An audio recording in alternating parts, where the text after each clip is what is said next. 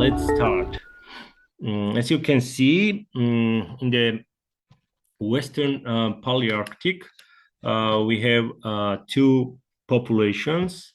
The distribution of Velvet Scoters, those are breeding in the north, covers mostly on north part of the Western Palearctic. And the small relict population of Velvet Scoter, known from Caucasus. Where are they breeding? Probably you can see here in Turkey, in Armenia, and Georgia until the end of the last century. But something happened, something changed, and nowadays the Scoter is found only in one location in the Caucasus, and fortunately it's Georgia, at Lake Tabatskuri, where we have Scoters nowadays. The lake is located 2,000 meters above sea level and bordered with Abuli Mountain from the east and Tabatskuri village from the west. We have two small islets in the lake, you can see on the left corner from mine, and there is one big, I say big, but it's less than 1 hectare, one big island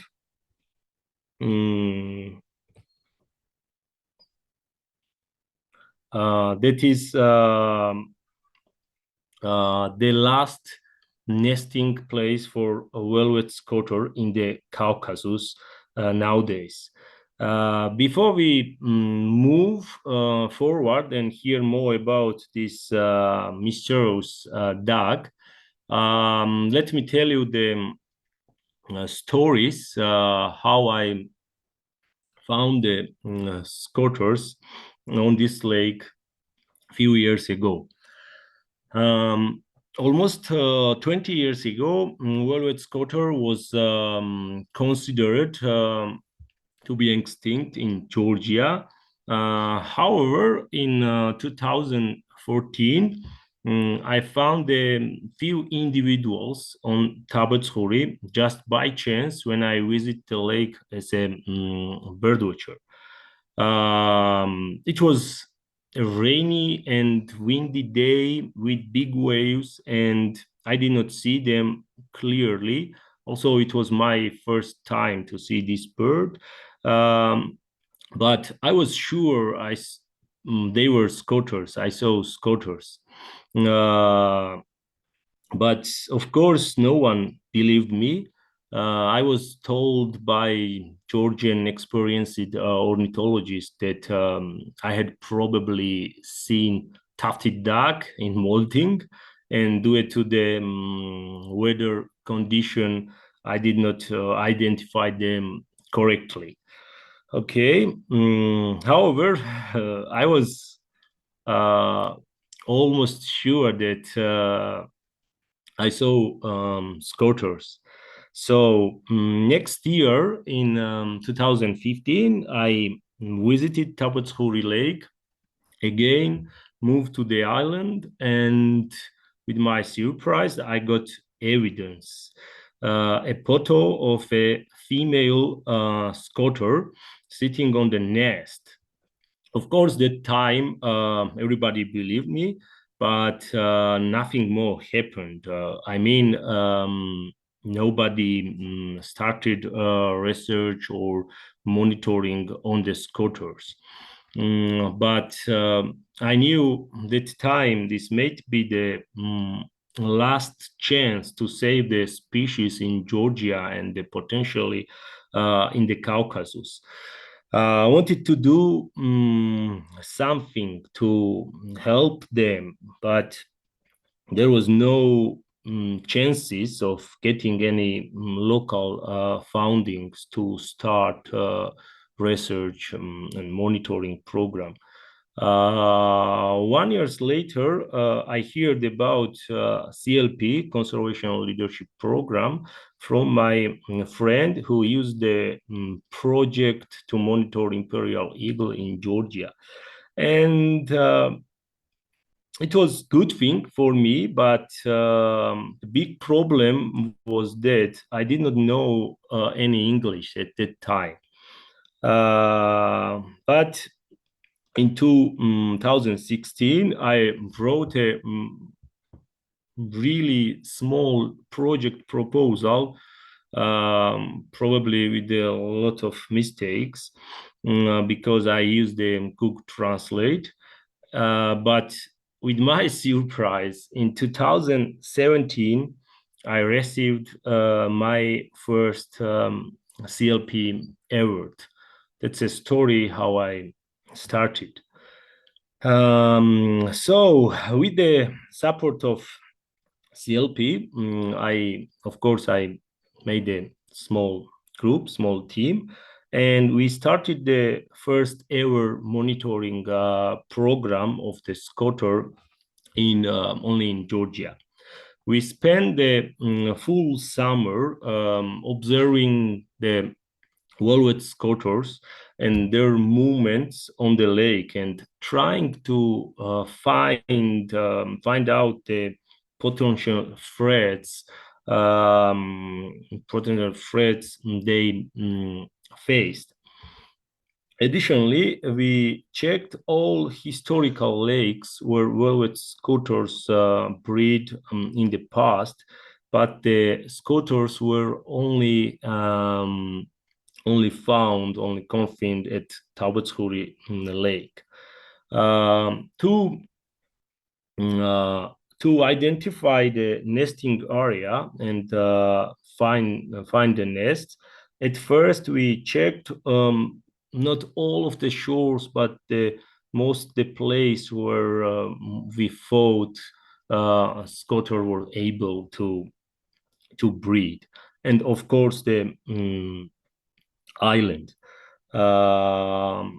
Two or sometimes three researchers moved side by side and checking every square meters, especially on the island. And when we find the birds, you can see the birds sitting on the nest.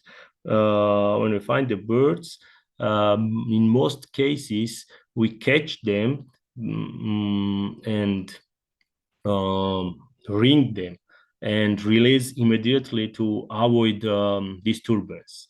But because of this, the bird, the female, is not able to cover the eggs with the down, and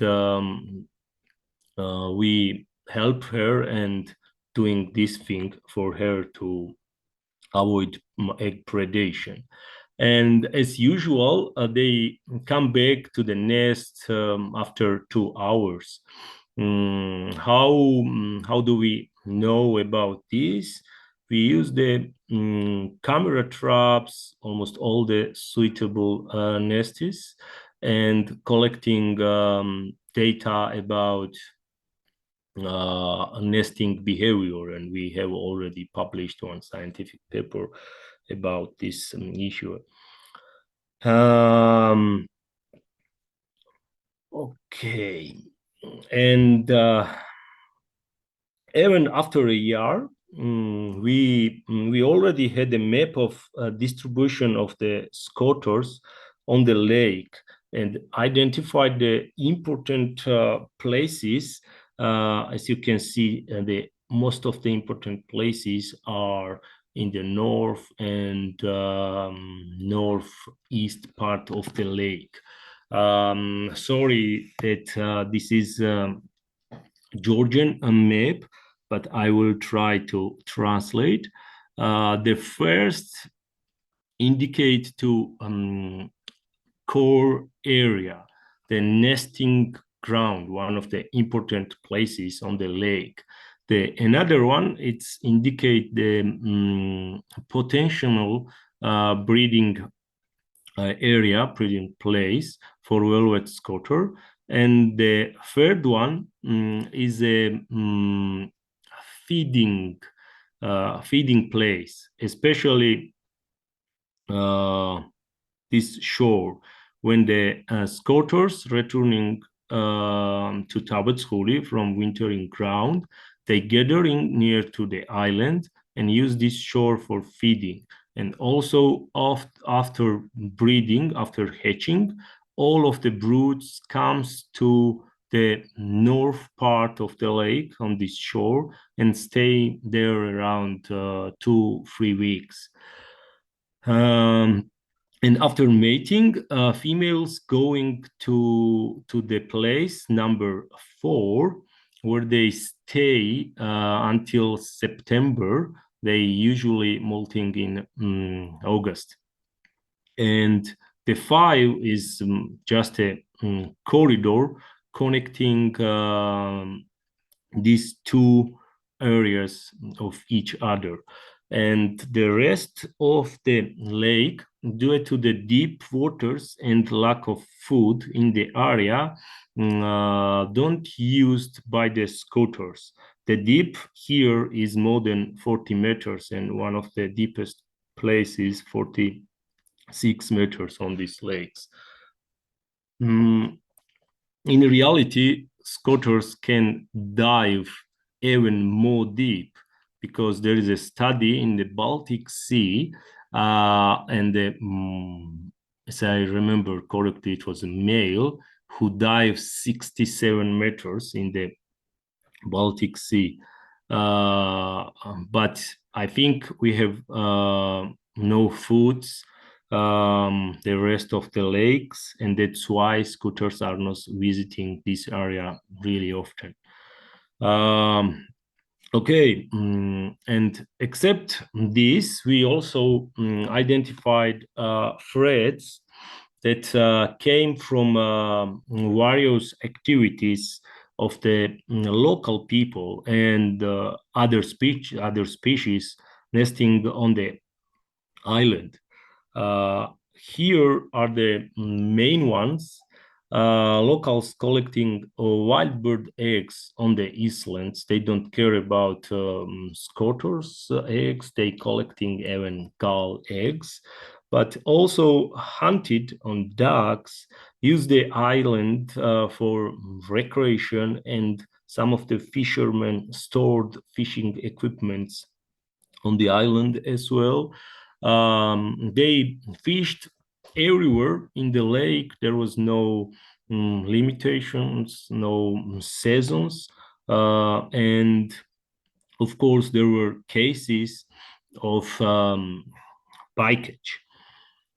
So already in the first summer, okay, let's say after the first summer, I knew many things, but also knew that I was a stranger to the locals, and I was alone against these big, enormous problems.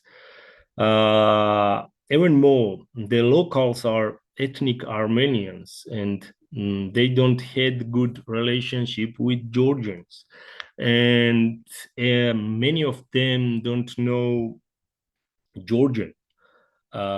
Except for this, I just want to imagine that you are living somewhere else, following the traditions that your father, grandfather, and Asian people did. And suddenly, someone, a stranger, comes and tells you that you should stop doing all this. Not easy, right? I was aware of that, and at the first time, I almost gave up. But then I was wanted to accept on this challenge, and I got an idea to move to Tabatskuri village, live among the locals, and become one of them. Okay, let's see what's happened to the next summer. I spent most of my time with the locals. Of course, I observed the Scoters, but mostly I spend the time with the locals. I help them with various agriculture activities. I play with them, did not refuse their invitation to the table and drink and have a fun. Sometimes troubles as well, but that's okay. And organize various fari activities for the local young people. As example, a competition to shoot moving target was one of the lovely game for them, especially for hunters. Those don't always allow to hunt the dogs, especially after my appearance. And additionally, we employed locals in various project activities, such as putting the information banners around the lake, install the camera traps on the island to monitor birds, count the birds, and monitor to the broods and ducklings. And we also clean the lake from this kind of, let's say, ghost gill nets or abandoned gill nets. And we also rent the boats from the locals to move island and to work on the island. And also, we took care of raising awareness among locals, especially children, gave them some lectures about the vulnerability and the importance of Velvet Scoter, and gave them a lot of school materials and some brochures with the information how to uh, um, how can locals help the Scoters to survive here. And except this, in the same time, we try to collaborate with various people and organization to dissemination information widely. We put the big banners on the capital city of Georgia in Tbilisi. You can see this one here, and tell the people that there is only 35 pairs of Scoters remaining in the Caucasus, and they are critically endangered and um, needs to help them to survive. And we also provide some really nice, fancy banners near to Tabatskuri lakes, and provide some funny stories to the visitors and for the locals. We published the articles in the National Geographic magazine about our work and about the Scoters. With the help of my friends, we made this really nice, amazing mural in the center of Tabatskuri village. And the young filmmaker Saxon Bosworth made a documentary about Scotter and about me 2 or 3 years ago. And you can find this film on the YouTube and see if you wish. Okay, and can you guess what happened? I guess you can. I built friendly relations with the locals, and one of the important thing that was I gained their trust, and I made the Scoter as a flagship species here, and not only here, in full Georgia as well. After that, nobody hunted on the Scoters, nobody collecting eggs on the islands. Moreover, they don't fish in the Scoters key areas in the summer times. And nowadays, the lake is protected area, and the island is hardly protected area, and only me and some people who want to study the birds are allowed to move to the islands. Of course, all of these reflect on the number of nesting scoters. And here are the results. The number of nesting females has increased. I mean, the nests uh, increased almost each year. But please note that here, when I indicate the six breeding birds, six nests, it's not mean that we had six breeding pairs in 2017. We had around 25, 30 pairs on that year, but because of egg collecting, most of the birds are not able to breed successfully. That's why we have these big differences here. And people who hear this story until now probably think what a great story with the happy ending, right? But we know life is not so easy. It is always full of new challenges. And despite these great achievements, I would say like this, we found that the overall reproductive success of the Scoters remained really poor. Why?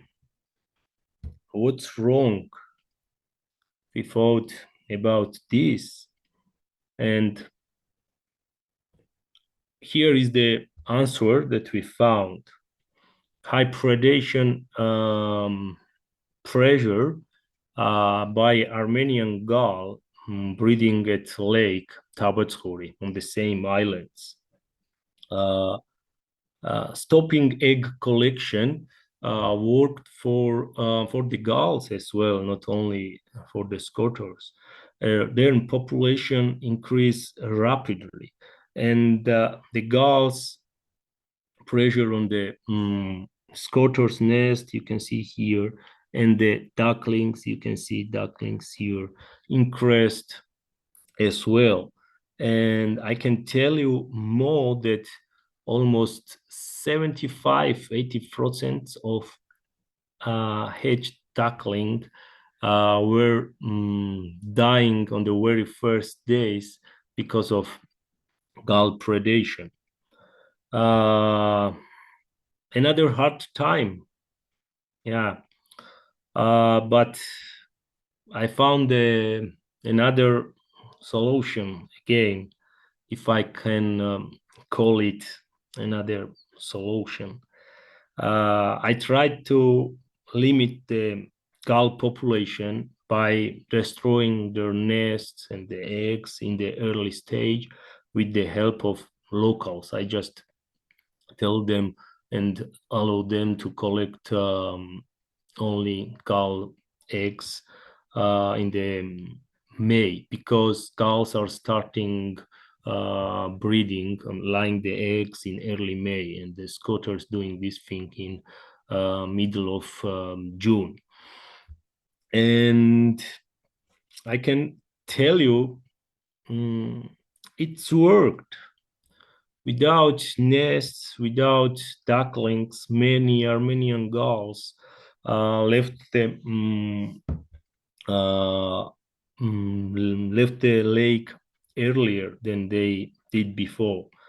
However, we had some cases when gulls stayed on the lakes, predated on the ducklings, but it was much less occasion than previous.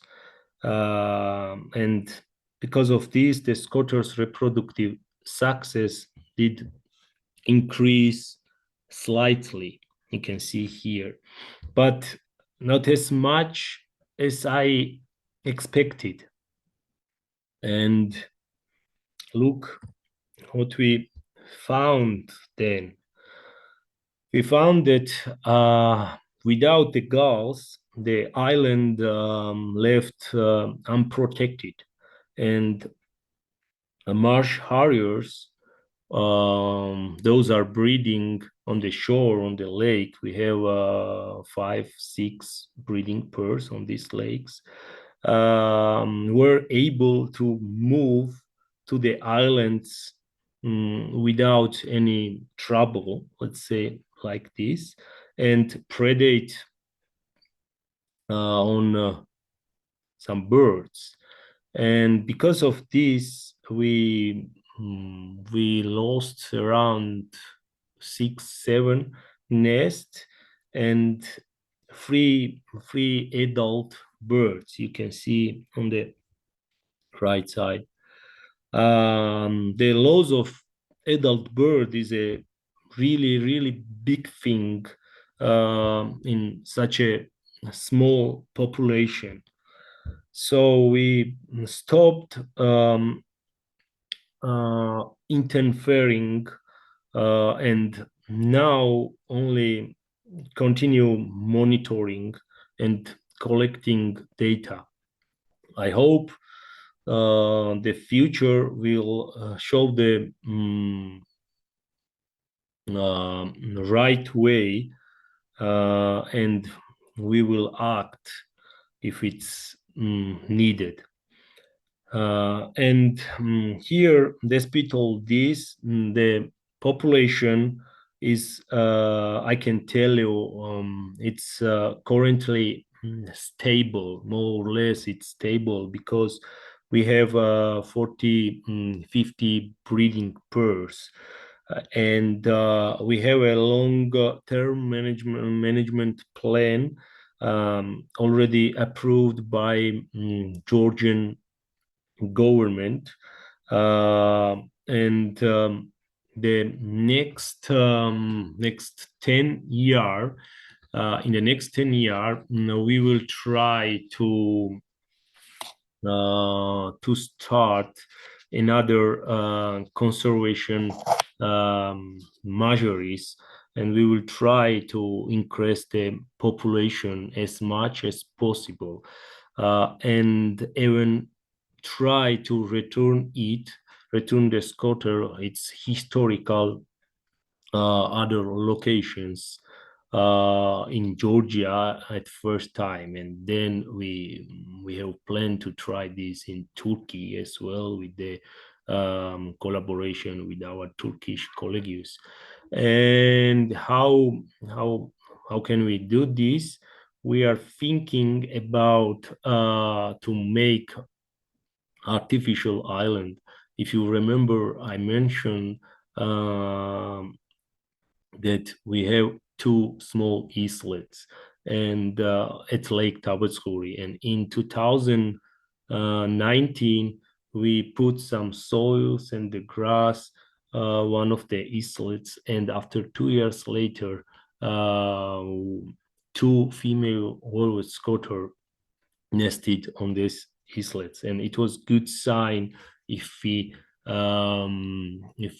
connect these two island artificially and made a artificial, let's say like this artificial breeding ground for them. We will make a space around another 20-25 breeding birds of Scoters. And to return the Scoters in its historical areas, we it's a little bit hard, but we think about recolonization. And the idea is like this. I can tell you really briefly. Idea is like this: go to the historical areas where we have a lot of tufted ducks, and they have similarities. Both are diver and use some crustaceans for food. And if we change the eggs, like took the Velvet Scoter eggs from Tabotsuri Lake and put them in the tufted duck nest in other lakes, other historical lakes, we in this way we can get a small, we can make a small population to other historical place. And if we will have a success, it will be great achievement, because until we have only one breeding ground in Georgia and in the full Caucasus, the species will always stay vulnerable, or even more the edge of extinction. And that's why we need this thing. But we are also thinking to captive breeding, but it needs a uh, lot of money, let's say like this, and a lot of sources. And also with this captive breeding, we are changing birds' behavior. And why we need to do this? The short answer is that the Scoters are, how can I say, Scoters' fidelity are really high. That means they always returning the home. If they will hatched and raised at Lakes Tabetskuri, the female always come back to Tabetskuri to breed, no one else. And that's why we need to try all the way that we can find to restore the population in Georgia first and then in the Caucasus.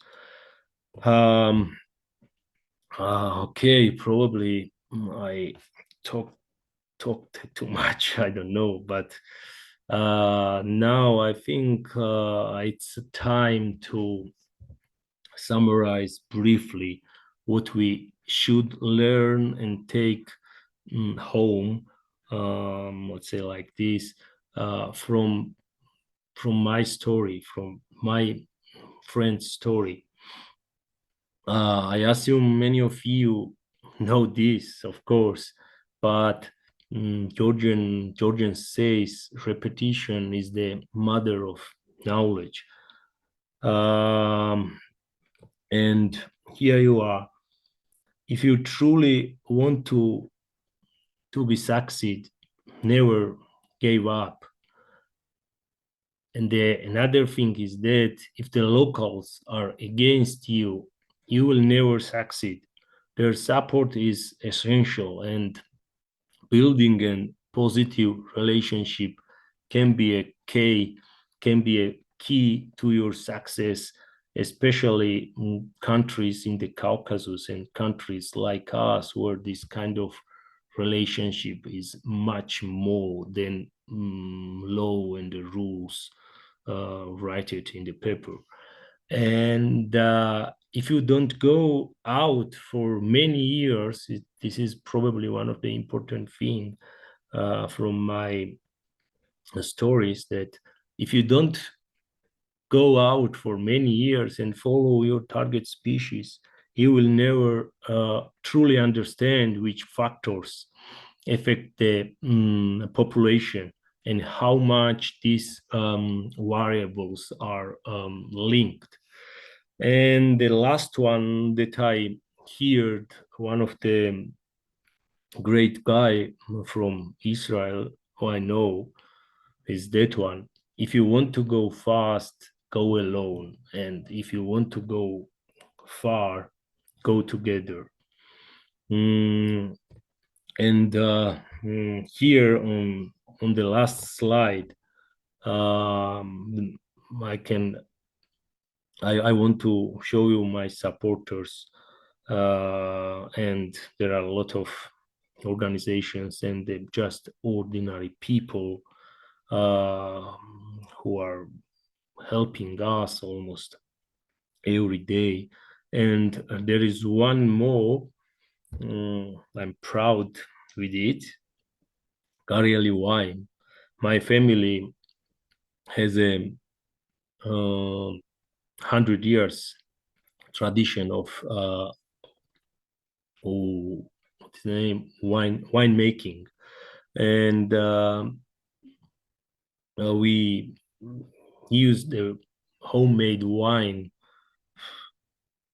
all the time that I remember. But only 3 years ago, I just get the idea to start bottling and selling under the Scoters label, and 40% of the price goes to the Scoters conservation, and we can use this money in anything that we want. Yeah, thanks for your attention. I don't know if my presentation was interesting or not, but I hope it was. And before I will get your questions, and I hope you have a lot. I want to ask you if someone wants. If not, I will tell you my opinion. What is the similarities between shepherd and conservationists? If you want, you can tell us something. If not, I can tell you. Okay, I will tell you my opinion, and then we can discuss it if you want. For my view, both are guardians, and both are care for the target species, let's say living things, because maybe sheep is not species, but also they care about their habitats. They have long-term management plans and use knowledge gained over the years to adapt to environmental changes. And the main goal is that to increase the number of the target species. This is the similarities for my view, and those who are working on conservation, doesn't matter you are working on birds, on other animals. I wish you to be really, really good shepherd, and I know you will get a lot of success.